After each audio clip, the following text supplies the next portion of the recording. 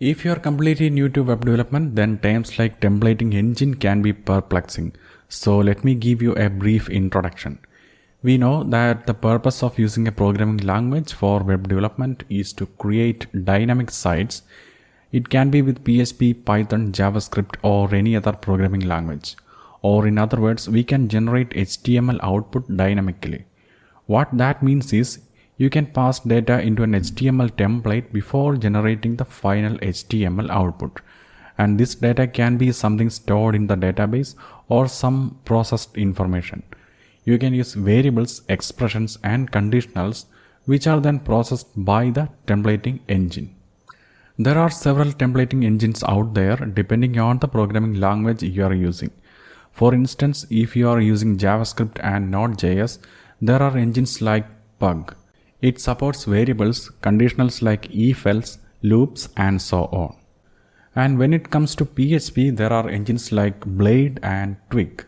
The Laravel framework, which is one of the most popular PHP framework, uses the Blade templating engine. It also supports if-else, switch, loops, and a lot more. Now, if you had watched the previous sections in this series, you might have a question in your mind. Why can't we just use echo or print to output everything including HTML? Why learn a templating language? At the end, HTML is also a string, right? You are correct. However, the problem is the code will look like this. First, I had to save all the output to a variable, then use conditionals to append to that string, then finally output it using echo. It's not that readable. Also, debugging this type of code can be a nightmare for the developer. By the way, in this example, I was outputting a list of courses for an imaginary online learning website. And the output looked like this. You can see that the code is already looking complicated even for such a simple example. That's where a templating engine proves useful. It makes the job easier for a front-end developer. The code will almost look like HTML along with the capability to mix it with variables and conditionals. However, there is a twist. PHP itself is a templating language. How? There are mainly two reasons I can think of. First, because of PHP tags, it allows mixing PHP and HTML code together in the same file. Second, PHP control structures like if-else-switch and foreach support an alternative syntax. It does not require using curly brackets, so the code looks cleaner when mixed with HTML. In this section, we will discuss how you can use if-else and foreach like in a templating language to rewrite this same example. So I am gonna create another file called courses2.php. Then as usual, open a PHP tag. Once again, let me mention what we are gonna discuss in this video. We will discuss the alternate syntax for if, else-if, else and endif, as well as foreach and endforeach. And finally, I will also show you the usage of switch and end-switch statements. Let me demonstrate that with an example. Imagine I have an online course website where I am offering several courses to learn coding. So I am gonna define an array called courses which contains the list of courses. So variable courses equals inside square brackets PHP for beginners, JavaScript beginner to advanced, MySQL mastery, and learn HTML and CSS. So this array is the sample data for our HTML template. However, the courses may not always be available. Sometimes it can be closed, sometimes it can be open. So we have to check that condition as well in our template. So let me define a new variable called course status, which denotes whether courses are open or not. For now, let me set the value to true. That means if the course status variable is true, then display the items in the above array. On the other hand, if it's false, then show a suitable message to the user. Okay, now I am setting course status equals true. Next, let's move on to the template part. So close the PHP tag and then open an HTML5 tag. Now let me open that page in the browser so that we can view the output as I type the code on the left side.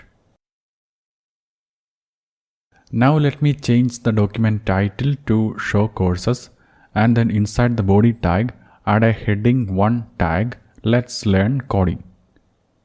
Now itself you can see how I used both HTML and PHP tags within the same file. Okay, here is the h1 heading tag. Below that we want to check the course status variable and then display the list accordingly.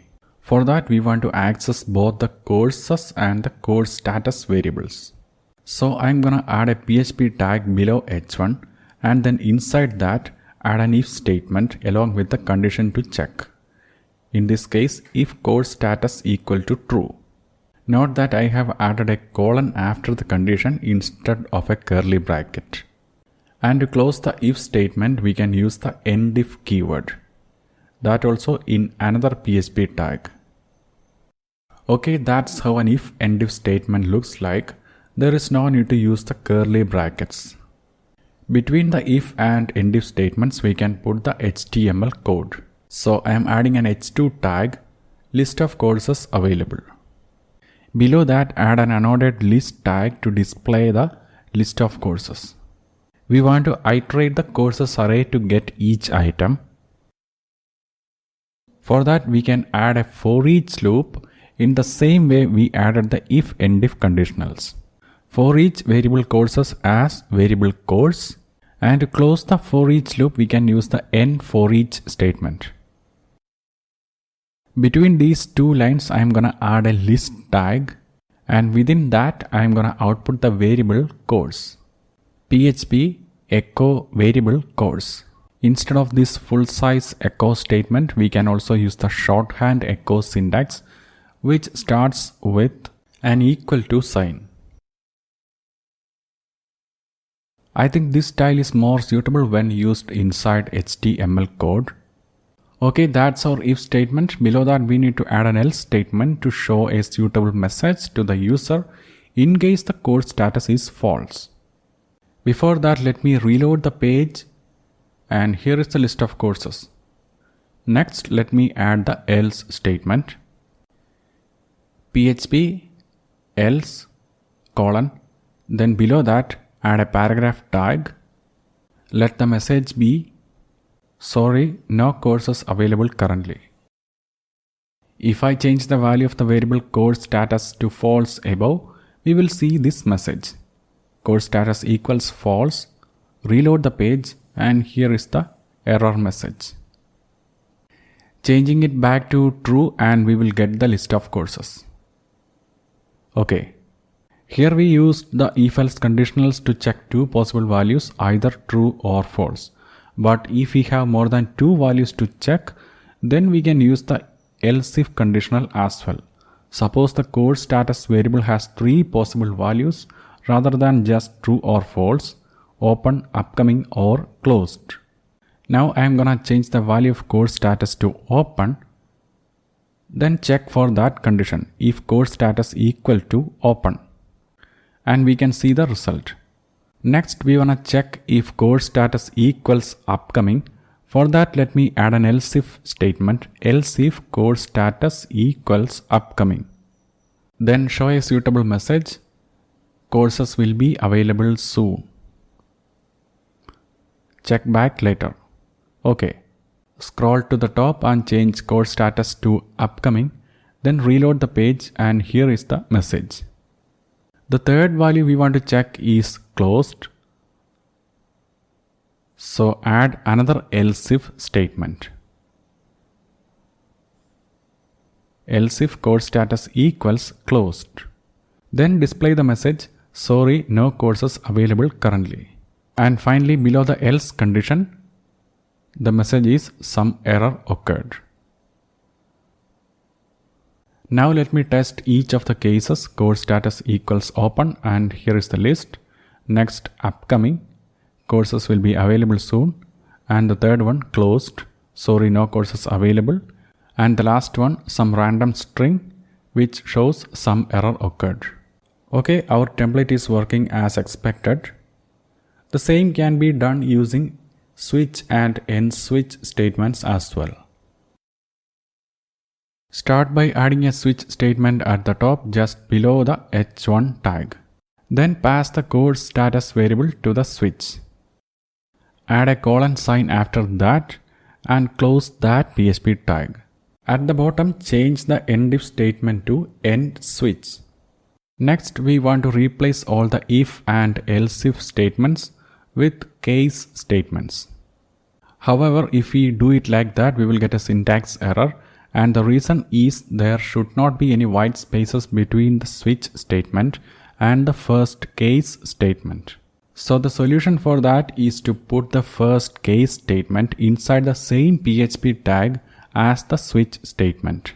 Let me delete that extra PHP tag. Similarly, change the else-if statements as well to cases. Case upcoming and case closed. At last, replace the else with default. Reload the page. However, it is showing up all the three cases and the default case because I forgot to put the break statement. Without break statements, PHP continues processing each case label until it encounters a break. Refresh the page and now it's working. So the point to remember here is don't forget to add break statements when using switch. Once again, let me test the conditions one by one. Upcoming, it's working.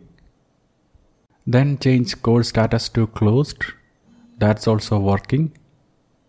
Okay, that's how PHP can act as a templating engine with the help of these alternate if, else, for each and switch statements.